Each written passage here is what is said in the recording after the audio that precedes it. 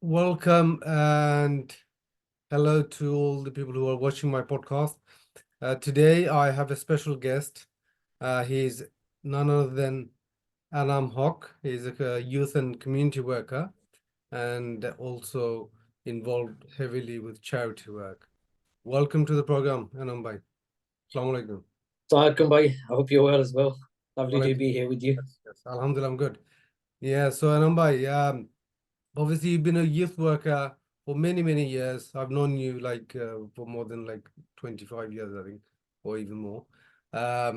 So how has youth work sort of evolved over the years since you started? So firstly, thank you for inviting me and allowing me to be a part of the show. Alhamdulillah, 30 plus years now, 35 plus years I've been involved in youth work. I started youth work when I was 14 years old, Urbai. Back then, I used to work for an organization called Progressive Youth Organization, PYO, a very instrumental organization that was at the heart of all the anti-racist work that used to go on in Tower Hamlets. Many well-known figures, people like Salam Bhai, who are not with us, may Allah bless his soul and forgive him and grant him Jannatul Firdaus. People like Salam Bhai, Monor Bhai, Fazlu Bhai, Derek Cox, and others I had the fortunate blessing to be working with. So I used to work with them back then in the Davenant Center on Whitechapel Road. And back then, youth work was very different, Rohul Bhai. You know, we were very involved in kind of doing grassroots, face-to-face based youth work. And a lot has changed since then due to, you know, cuts, funding, organizations closing down and things like that. But alhamdulillah, you know, I'm still doing youth work. I'm very passionate about it. You know, my dream always used to be where I used to live in Valence Road. When I used to open my windows, I used to see the old stock exchange building. Okay, so that was my dream when I was going through school. When we were going through school, you know, we both went to Stepney Green Secondary School. I always wanted to be a stockbroker and a banker. I used to open my curtain and I used to see that building. But accidentally, one day I was doing some football activities in Brick Lane, the Gut, as it's known. It's a football pitch in the middle of the Chicksand estate. That's how I got involved. Somebody, Fazlu Bhai, who many will know, is a very instrumental youth worker. Got many of us into youth work, and I could say here today that he was my mentor. Fazlu Hoque, his name is. He said, "Come and see what we do in the youth club. Come and experience what you do. Yes, you want to be a stockbroker, but there are other opportunities to help your friends, your peers, your local community." And I went with him. 10 minutes walk through Brick Lane, through Old Montague Street, went to Davenant Center and saw the youth club that they were operating. And I just fell in love with the work they were doing. At that time, age 14, that's where I started becoming involved as a volunteer for the Progressive Youth Organization. And then after that, I just did my development, my training with people like Fazlu, people like Mohammed Derek Cox now, his name is. And I became a professionally qualified youth worker. Do you think more youth are engaging now with youth centers or youth clubs than before? It's changed a lot. I would say now there is less young people who are coming into youth clubs, partly because of the cuts that's happened. You know, once upon a time, we were very fortunate in Tower Hamlets. We had 32 plus youth clubs spread across the borough.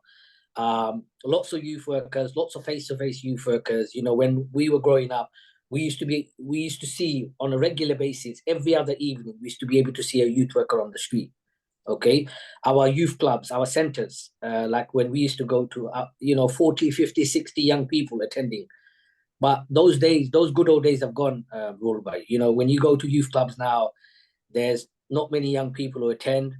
There's not much youth workers you see out on the streets, partly because of the cuts that the youth services face, not just in Tower Hamlets, but across the country.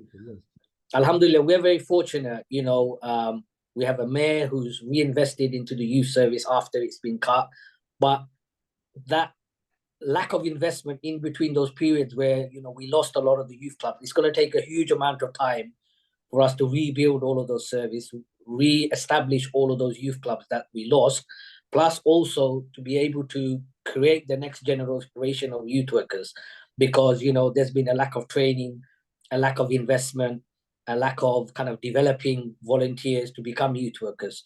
And because of lack of that, we don't have many of those youth workers. So we have to go back to scratch. We have to start training up youth workers. We have to get more young people involved to become volunteers. We have to start opening up new youth clubs, invest in staff development, invest in youth resources.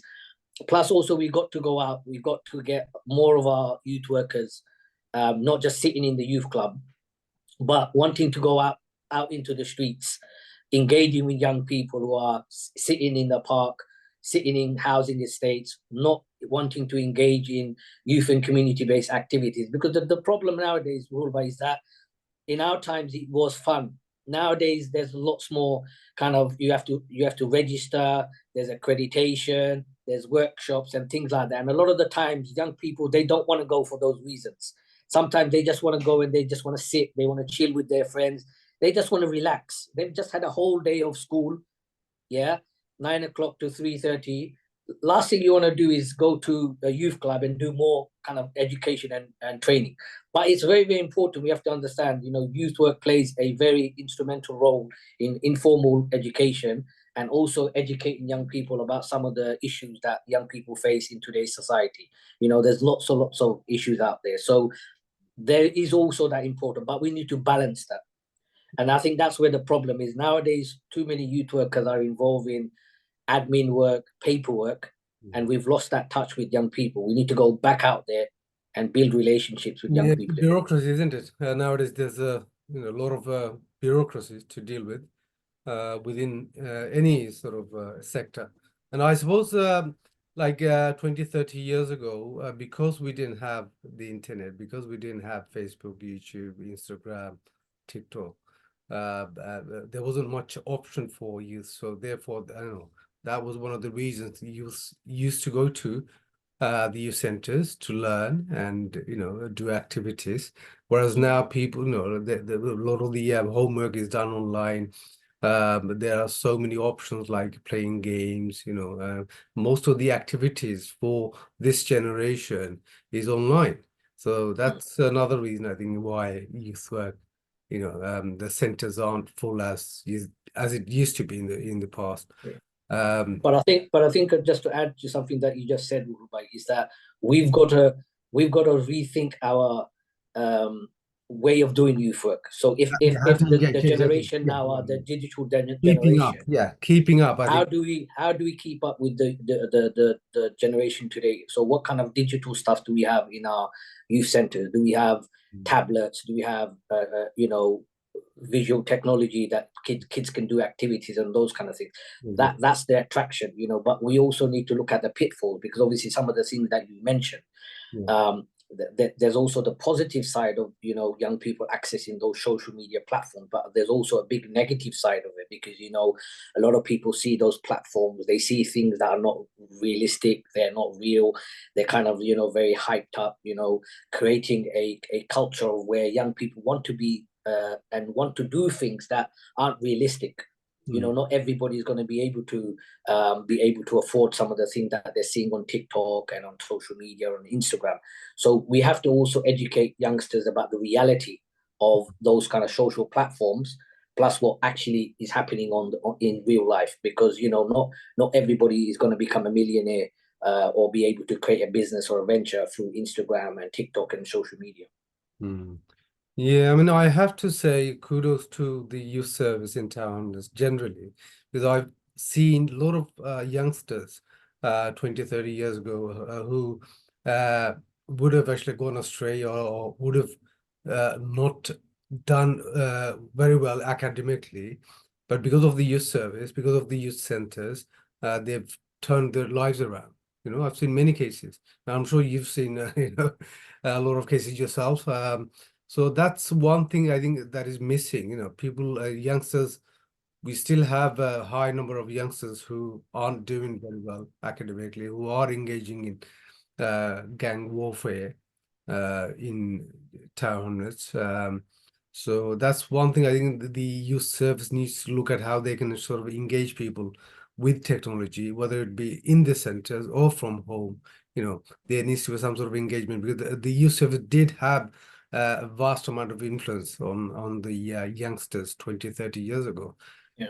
And not only that, 20, 30 years ago, because there was lack of technology, people used to sort of socialize more, get together. And that was another reason kids used to go into youth centers to spend their time rather than hang out on street corners or in buildings. Yeah. So that's But I would say the key sign of thing the that times, isn't it? the key thing that you mentioned there is we have to go back to our ethics and principles. There are certain things that we talk about in youth work when we train youth workers. Rule by is that the most important thing is that when you're able to have trust and respect amongst young people, you build that strong relationship with young people. Okay, when you build a strong relationship and a connection with young people will naturally come to you. They will naturally source you out when they're in need or in difficulty. This is the thing that we need to do more of. While Tower Hamlets is doing really, really great work across the board, I mean, I'm very fortunate enough. I get an opportunity to go to many, many different boroughs. Out of London, throughout the UK, and one of the key things I'm seeing is that we need more youth workers to go out onto the streets, okay, to engage with those young people, to go and talk with those young people, to go and find out what is it that interests them. When you start listening to young people, when you start planning your activities, what a good youth worker would always do is they will listen to what the young people's needs are. They will listen to the sort of things young people are more familiar with, they like to engage in more. If you're a good youth worker, you will then be able to use those tools to be able to engage and build that relationship with young people. And then you will have a successful youth service. I think we just need to rebuild those old models. We've got some fantastic good practice and things that we've done in the past. We just need the reinvestment. We just need the support. We just need to train up the next generation of youth workers, and we can get to that stage. Because, like I said, once upon a time in Tower Hamlets, we were a gold amongst a very few, 3 or 4 across the country. We were a gold star youth service, and I think we can get back to that stage. Yeah, I mean, this is actually pretty sad. I mean, obviously, we've got on one hand, you have the central government budget cuts, which in effect affects the local councils across the country, which in effect affects the youth service. I think, obviously, as a sector, they need to sort of, personally, I think, like a lot of schools in town, they have after school clubs. The youth service needs to sort of create this awareness, to the new generation, like that they exist and all the services they provide, and maybe like do school visits. That could be one way of sort of raising awareness. And obviously, in terms of like education, like a lot of these schools, they do after school homework clubs. And that's one area maybe the youth service can actually work on, because 20, 30 years ago, they used to be a lot of homework clubs, but not anymore. Luncheon, we used to have a lot of luncheon clubs for the elderly, but we don't have them anymore. There are like one or two around, but that used to be a thing in the past, but not anymore because of the budget cuts. So I think awareness is one thing the youth service needs to do. And the second thing is maybe find ways of sort of raising finance, through crowdfunding or through, fundraising, there's many ways. I do fundraising for one or two organizations once or twice a year. So maybe these are avenues which this sector needs to sort of just look at and see how they can. Rule by there is, I mean, local authorities and charities, small youth and community charities. There are funds out there. Obviously, what you have to understand is that everybody's going for the small pot, whether it's violent reduction unit funding, which is all around dealing with knife crime and gang related activities. You got the mayor's fund. There's lots of different pots out there. But what really needs to happen in places like Tower Hamlets and other boroughs is that we need to create a lot more partnership because between local authority and what I call the voluntary sector charities and organizations, because obviously, you know, both the statutory side as well as the voluntary and the charitable side in the communities play an important role. You know, everybody is there to serve the needs of young people in our community. And I think if we can work more together, I mean, there's lots of really positive and engaging work that's happening, but we just need to do more of it. And support each other to make sure that those organizations that are there, which are doing, you know, really good positive youth work, youth and community work, or, you know, in the estates, with the schools, in our communities, that they continue, that the council continues to support them, that the council continues to, you know, capacity build them so that they can grow their organization and they can go and apply for other bits of, you know, funding that is out there that sometimes is very difficult for an organization because of their amount of income that they can generate. For example, their threshold is not high enough for them to go and apply for those kind of things. So there, like I said, it's a two-way process. Both the local authority and the local community can do a lot more. But like I said, you know, I see the future being very positive, because, you know, all governments now are realizing the importance of young people. We've like I said earlier, we've had a lack of investment, and we've learned from that lack of investment the repercussion, the problems that has created in our communities, and we can see that. We can see that very loud and clear, you know, the sort of problems that we are seeing nowadays in our community with the rise of knife crime, the rise of antisocial behavior, lots more young people not using youth clubs, a lot of youth clubs being empty, you know, some boroughs where, you know, education attainment is still an issue, where other boroughs are doing very well. So we need to find ways to deal with all of those problems. And like I said, the only way to do that is through investment and through hearing and making sure that the young people are at the heart of every decision that we make and programs and activities that we plan. Yeah, I think another reason like why the uptake of going to youth centers by the youth is because over time, you know, attitudes and behaviors have changed. You know, like when we were growing up, you know, we were probably the last outdoor generation. Yeah.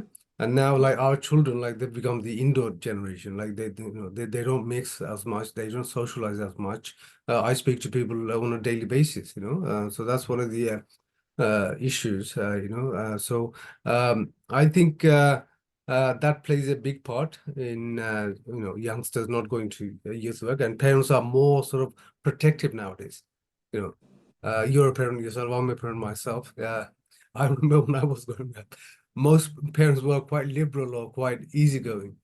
But now, like when I talk to friends and family, most people are very protective. Honestly, they won't even like. I when I was growing up, I used to go and sleep over in my relatives' houses. Yeah, but now a lot of most people won't let their children actually go and sleep over Yeah, in relatives' houses. You know, that's how things have yeah, changed. and People I don't think the issue even. the issue there. I know many families in Mumbai.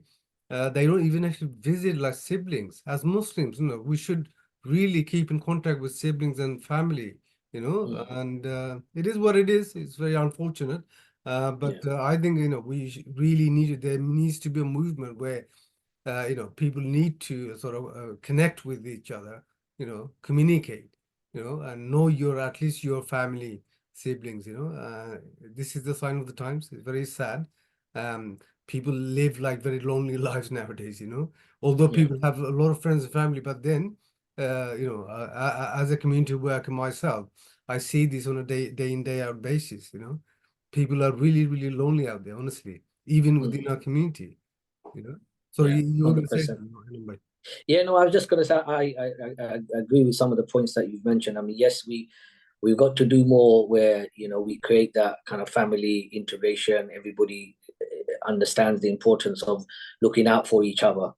You know, whether your family, your neighbor, you're working in the community, that is very important. The whole aspect of recently, I was talking with another local authority about intergenerational work. We have lots of our elderly community. How do the youngsters, support our elderly community in our local estates and communities? That's really an important piece of work that we need to do. In the past, there used to be lots of positive intergenerational work, but it kind of died away, and we need to revive those kind of things to make young people understand that they're, our uncles, our parents, and others, they gave a lot, they sacrificed a lot of things to be able to give us a good life, in Tower Hamlets and across the UK.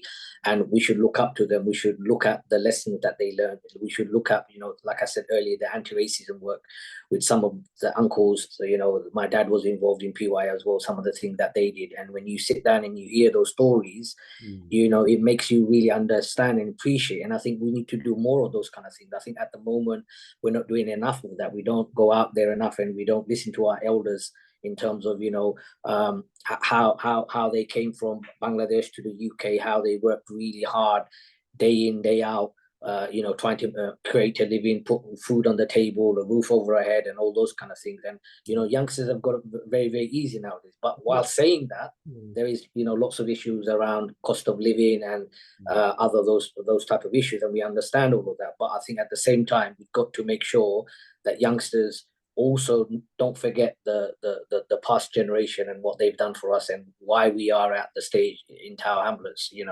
and how fortunate we are. Yeah, I mean, another difference is like when you and I were growing up, there was this sort of a mutual respect, respect for the elders, respect for parents.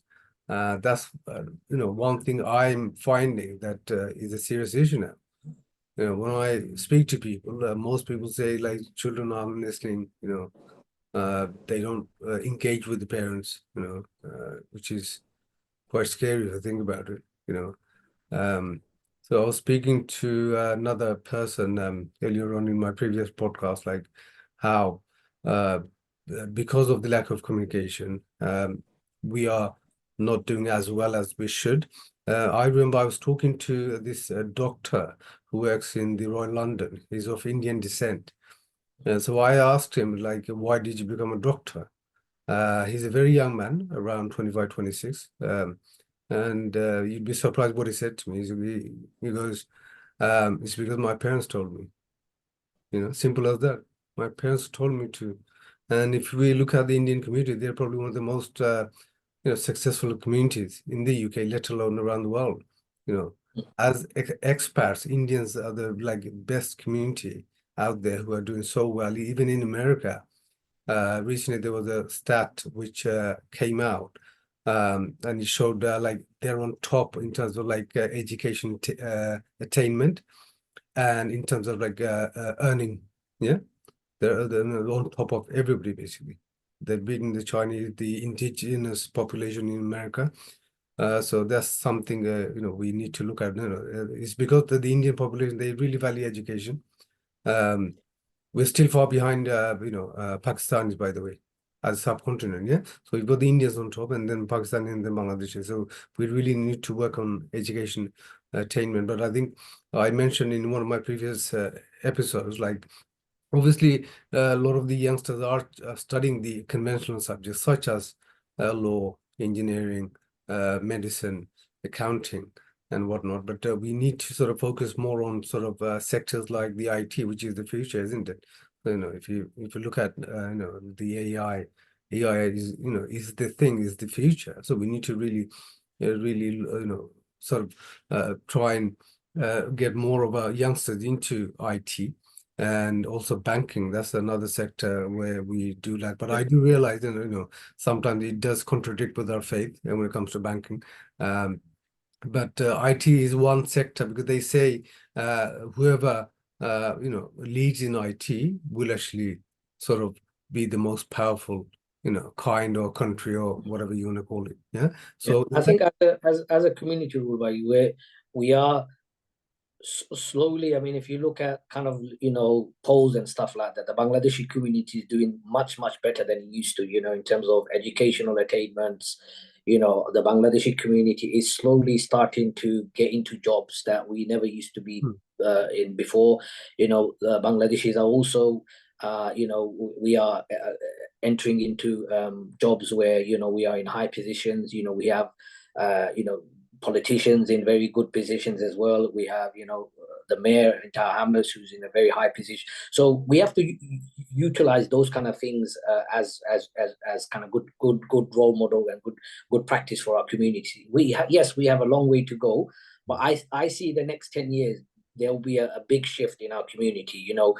More and more parents are focusing on the importance of children's education. More and more parents are sending their children to tuition.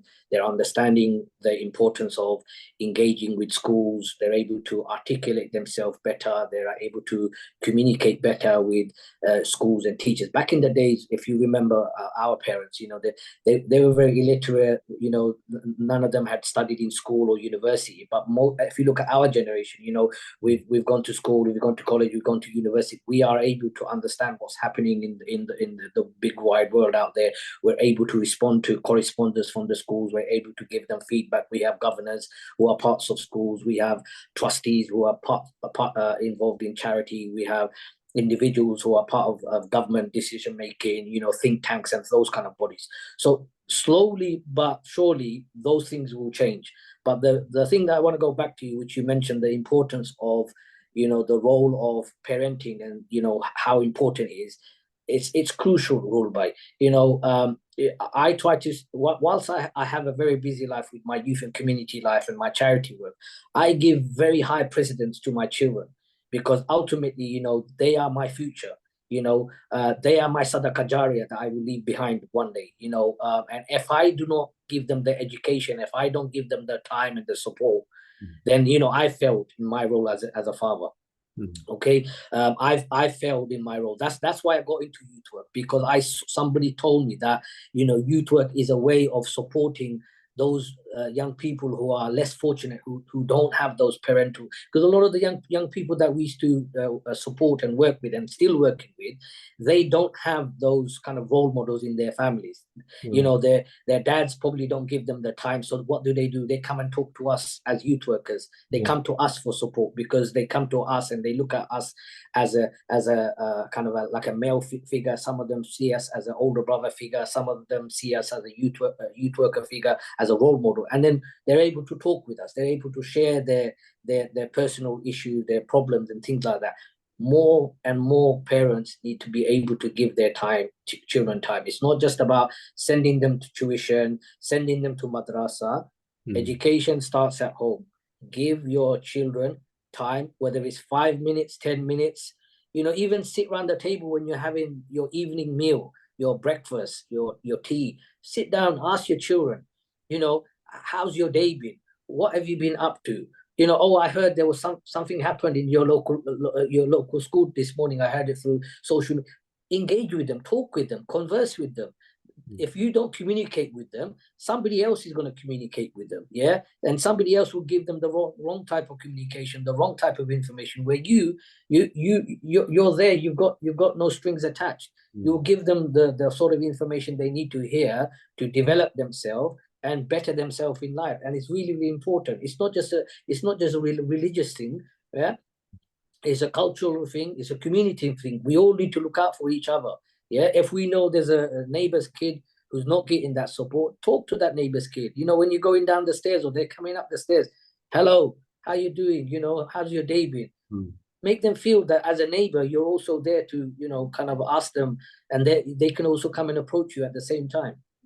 One of the reasons, Anam, I think, I think as a community, look, Bangladeshis or Bengalis or Siletis, we've always been really at the forefront of creativity. Like if you look in Bangladesh, like Siletis are the most people who are living abroad, as expats.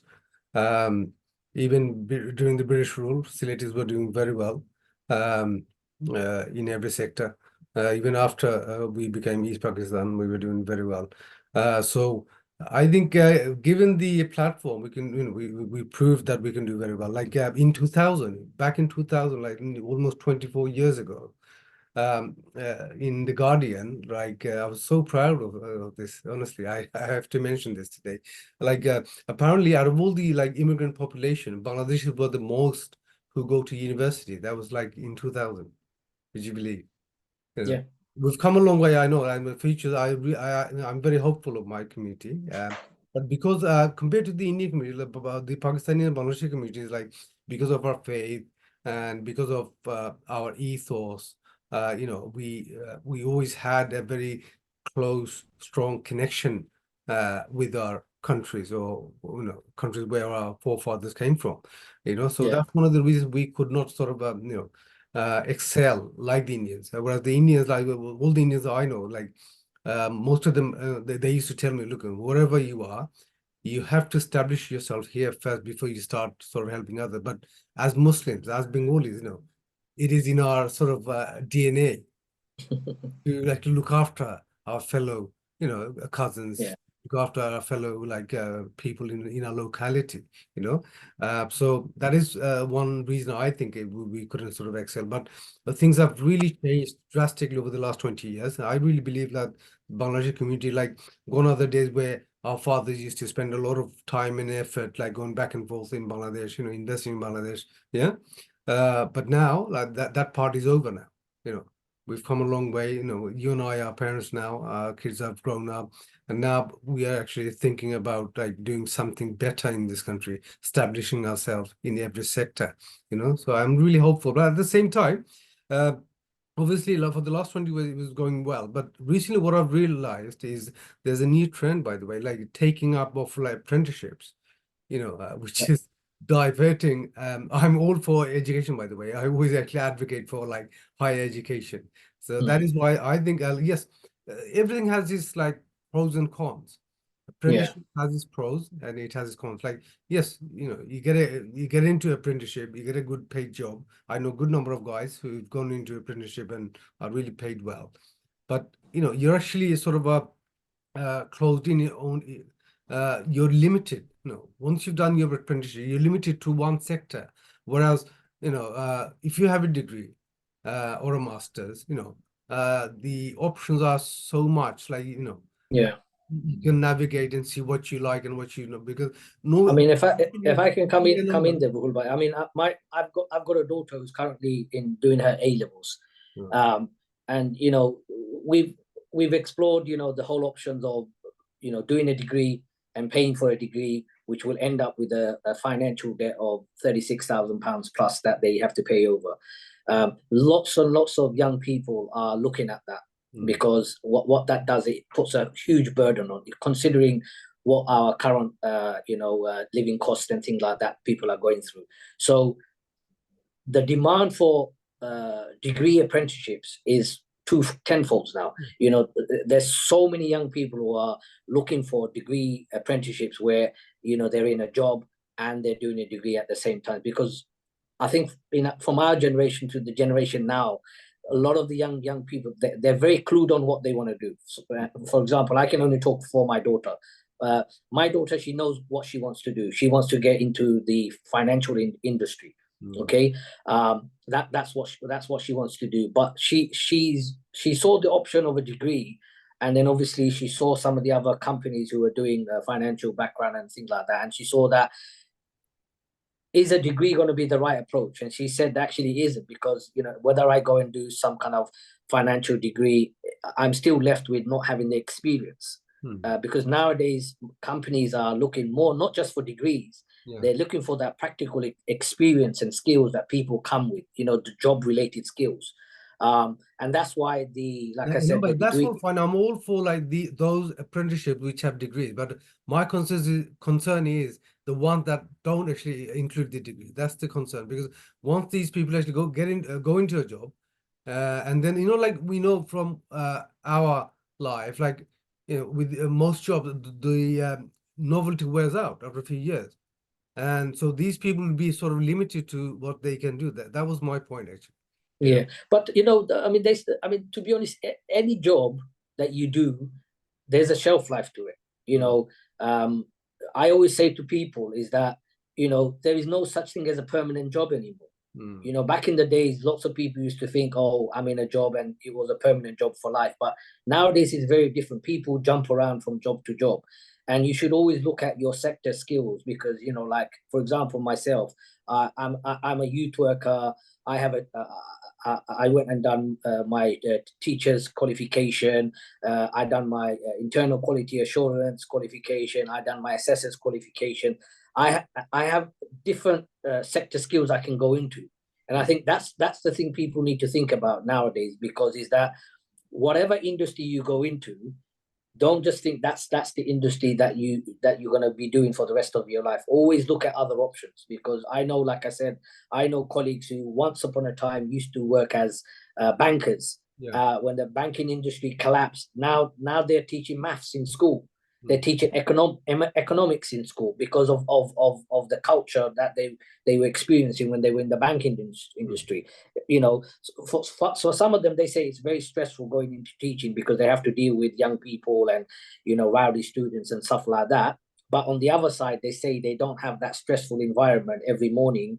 You know, they have to go and be worried about how much money they're making and stuff like that. They go into a job where they know they're going to be doing something for the benefit of young people. So I always say to people, keep your options open, regardless of whether you go into one job or another job. There is always opportunity. I remember when I was doing my my degree in youth and community work, there was a guy called Kenny. You know, I haven't seen him in a long time, but he was 55 years old, and he was in the business industry and lots of other industry, and he was fed up with that. But he, at the age of 55, came and was doing a youth and community work course because he wanted to give back to the community. So it's never late. It's never too late to change. Unfortunately, yeah, obviously we've come to an end. We've got literally 30 seconds. So thank you for coming to my program. No, you're welcome. And then I'll definitely invite you at a later date. We'll carry on with your Inshallah. work and experience. We haven't managed to sort of cover the charity sector. So no problem. We'll do that another time. charity sector. Thank you once again. And thank you all for watching. Until the next episode, goodbye. Assalamu alaikum. Assalamu alaikum.